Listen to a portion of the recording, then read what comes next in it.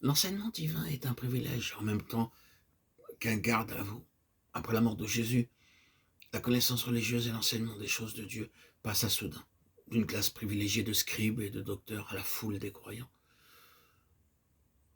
L'autorité en matière de foi déserta le temple, et la face du monde fut changée parce que des gens sans culture ni mandat officiel furent enseignés de Dieu.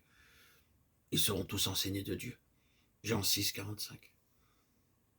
Arme, un double tranchant, car ceux qui se croient appelés à parler en son nom ont à compter désormais avec le témoignage intérieur de l'Esprit chez les fidèles qui les écoutent. Nos frères et sœurs, nos bien-aimés auditeurs et auditrices, trouveront dans ces audios l'occasion d'expérimenter cette parole de Jésus. Car ce que nous désirons, ce n'est pas tant de transmettre des connaissances que de donner à Dieu, en touchant à des questions qui lui tiennent particulièrement à cœur, des raisons de parler lui-même et d'enseigner son peuple. Il y a en Jésus-Christ une plénitude de satisfaction dont nous n'avons notre part que si nous atteignons au-delà de l'homme et de ce qu'il peut dire, celui qui l'envoie. C'est merveilleux ce que Dieu finit par faire pour ses enfants quand il les voit tourner résolument leur face vers le Seigneur Jésus. Tout est prêt de son côté et le chemin est ouvert. Ils seront tous enseignés de Dieu. Ceux qui ont affronté les grands problèmes que pose à la science l'immensité de l'univers ont beaucoup fait ces dernières années pour mettre leur connaissance à la portée du grand public.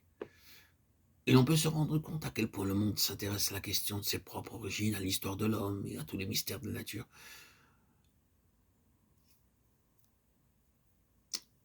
Quand on apprend qu'en Angleterre, par exemple, c'est par centaines de milliers que sont vendus certains de ces ouvrages de vulgarisation sur la science, sur l'origine de la Terre, sur la création. Les savants qui les ont écrits ont réussi ce tour de force qui consiste à condenser en un petit traité populaire des questions qui sont les plus ardues de toute l'investigation scientifique. Et les résultats considérés comme acquis. Or, quand on arrive au bout de cette lecture, on ne peut se défendre d'une impression qui demeure, de quelque chose de vague, d'insuffisant, d'inachevé. Ces hommes de savoir, malgré tous leurs efforts et toute leur lumière, ne parviennent toujours pas à nous donner de l'univers une explication claire, définitive.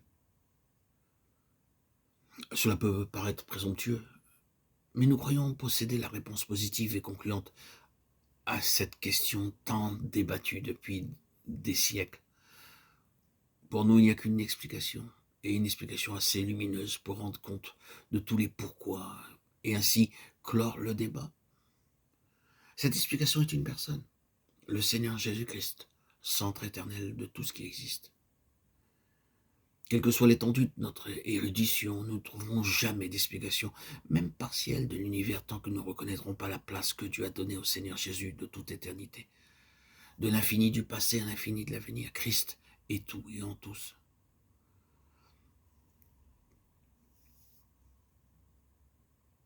Dans certaines traductions de Colossiens 3,11, il est traduit « Christ est tout et en tout ». Et le grec n'est qu'une expression pour les deux alternatives, Christ est tout et en tous, et Christ est tout et en tout. Il demeure l'universelle explication de tout ce qui a été, de tout ce qui est, et de tout ce qui sera.